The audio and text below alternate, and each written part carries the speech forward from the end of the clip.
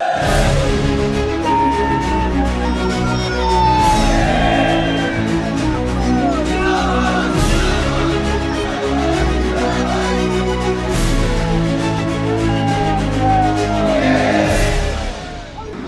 Ranking में देश भर में 38वां और हरियाणा में दूसरा स्थान पाने वाला सोनीपत जिला अब खुद सफाई संकट से जूझ रहा है। नगर निगम के करीब 600 ठेका सफाई कर्मचारी 31 अगस्त 2025 को ठेका खत्म होने के बाद से काम पर नहीं आए। सभी कर्मचारी नगर निगम पार्क में इकट्ठा होकर विरोध सभा कर रहे हैं।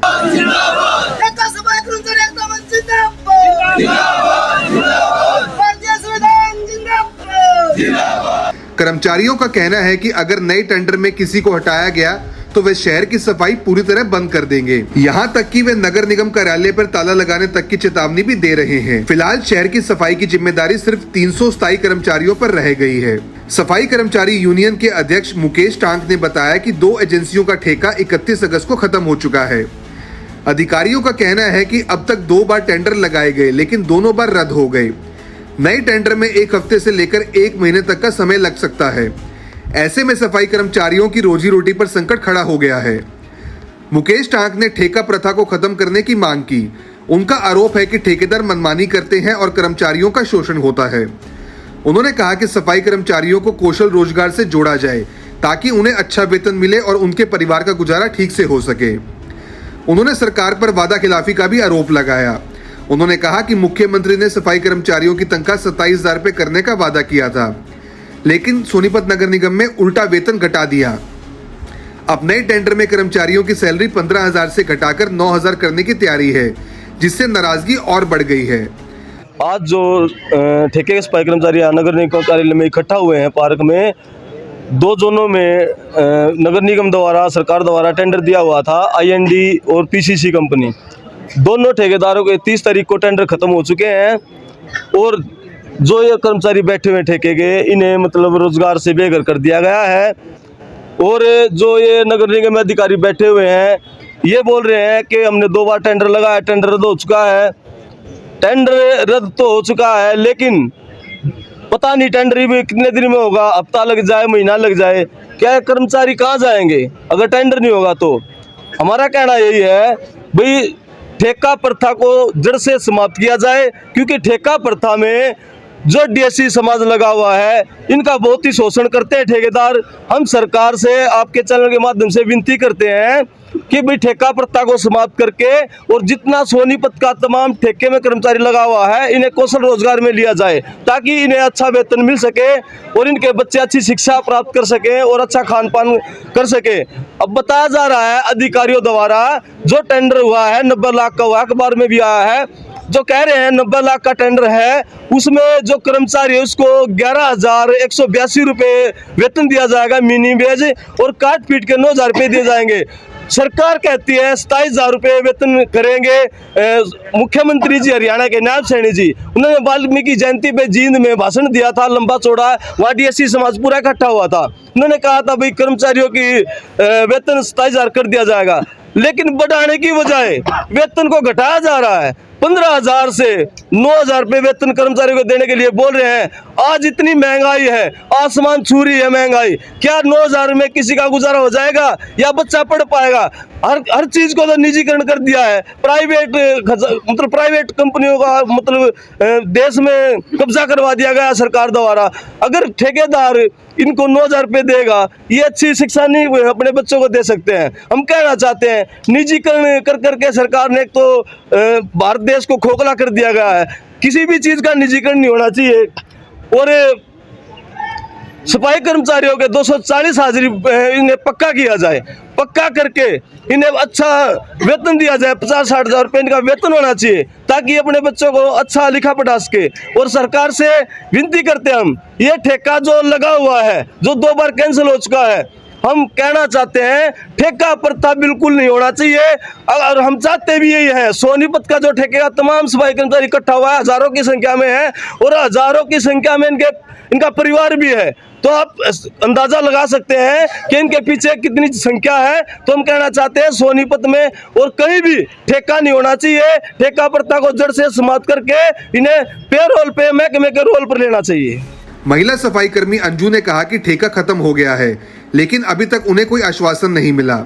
उन्होंने कहा कि महंगाई लगातार बढ़ रही है, शहर का कचरा और गंदगी भी बढ़ रही है, लेकिन सैलरी घटाई जा रही है। इतने कम वेतन में परिवार का घर चलाना नामुमकिन है। अंजू और अन्य कर्मचारियों ने स्थायी नौकरी और सम्मानजनक वेतन की मांग की है। ठेकेदारों ने हमारे साथ बहुत ही बुरा बर्ताव किया है। 31 अगस्त को इनका ठेका खत्म हो गया था ना, तो हमें ये आश्वासन दिया गया है अगर हमें काम पे लिया जाएगा या नहीं लिया जाएगा।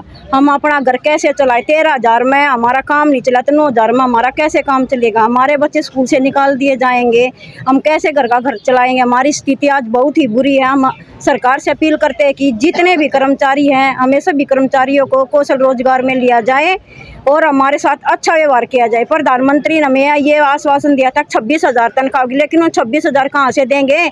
उन्हें तो हमें 9,000 रुपये ला के टिका दिया। तो ये बताओ हम अपना घर कैसे चलाए, कैसे अपने बच्चों को पढ़ाए? जो जिन अधिकारियों की सैलरी 1 लाख रुपए, वे अपना घर नहीं चला पा रहे, तो हम आम आदमी 9,000 में अपना घर कैसे चलाएंगे? तो हमें यही अपील है सरकार से कि हमें कौशल रोजगार दिया जाए और हमारे साथ हमारे परिवार को भी अच्छा और अच्छी तरह से रहने का आश्वासन दिया जाए। महंगाई लगातार बढ़ती जा रही है, सैलरी घटती जा रही है। हाँ, महंगाई बढ़ती जा रही है, सैलरी घटा रहे तो हम कैसे चलाएंगे? और गंदगी शहर में हर तरह से बढ़ रही है, उस पर सरकार का ध्यान नहीं है। लेकिन इस बात पर ध्यान दिया जा रहा है कि 300 आदमी काम करेंगे। जब 1200 आदमी से शहर नहीं संभाला जा रहा तो 300 आदमी कैसे संभालेंगे? समस्या ये है, इस देश के जो हालात हैं वर्तमान सरकारों ने इतने बुरे कर दिए जो हज़ारों साल पहले थे। अब हज़ारों साल पहले भी ये सफाई कर्मचारी को अछूत नीच समझा जाता था और आज भी वही हालात पैदा कर दिए। अब सरकार एक तरफ तो रोज़गार को ख़त्म कर रही है, दूसरी तरफ सैलरी कम करने की भी बात कर रही है। हम सरकार की इस जो कार्यवाही है इसकी निंदा करते हैं और सरकार से अनुरोध करते हैं कि संविधान के जो अनुच्छेद 43 में प्रावधान है कि जीविका योग्य रोज़गार सबको मिलना चाहिए, सरकार उसको लागू करे। देश में सम्मान काम सम्मानवाद लागू करे, सम्मान काम सम्मान वेतन, और निजीकरण को ख़त्म करके राष्ट्रीयकरण किया जाए। कोई भी कर्मचारी ठेके पे नहीं होना चाहिए। अब एक राइटर हुए हैं अमेरिका के रॉबर्ट लाइटहाइज़र, उसने अपनी किताब में लिखा है कि देश की जो पॉलिटिकल फेस है वो पूंजीपति का गुलाम है। अब पूंजीपति का गुलाम है तो इसका मतलब देश गुलाम हो रहा है और हमारी जिम्मेवारी है इस देश को गुलामी से बचाने की। अगर सरकार ने सुध नहीं ली तो हम बहुत जल्द एक बहुत बड़ा आंदोलन करेंगे और सोनीपत से चंडीगढ़ तक पैदल यात्रा निकालेंगे। उसमें अगर कोई घटना घटती है, व्यवस्था फैलती है तो उसका जिम्मेवार हरियाणा सरकार होगी। अब कितने कर्मचारी हैं, कितनी? सोनीपत में लगभग 1200 कर्मचारी नगर निगम के अधिकारी बता रहे हैं। जब भी उस 1200 के रहते हुए भी शहर में सफाई की व्यवस्था ठीक नहीं हो पा रही तो 300 कर्मचारी कैसे कर लेंगे? और वो तो जिम्मेवारी प्रशासन की है, हर आम आदमी का ध्यान रखना। अब उसे जो मंत्री हैं, जो ये अधिकारी हैं, ये तो एसी में रहे, इनका तो समस्या होती नहीं, लेकिन शहर की जो आम जनता है उस पर क्या बीतेगी? शहर में गंदगी फैलेगी, बीमारी फैलेगी, सफाई ठीक ठाक नहीं होगी। एक तरफ तो सफाई कर्मचारियों को ये सम्मानित कर रहे हैं, वो भी नीचे ज़मीन में बैठा गए, और दूसरी तरफ कर्मचारियों का रोजगार छीन रहे हैं। तो ये दोहरी नीति जो है ये सरकार की बहुत गलत है और हम इसकी निंदा करते हैं। शहर में बहुत बड़ा आंदोलन होगा और इसमें जो भी घटनाएं घटेंगी उसकी जिम्मेवार सरकार होगी। ये ठेका कब तक था? ये 30-31 तारीख को ख़त्म हो गया था ठेका।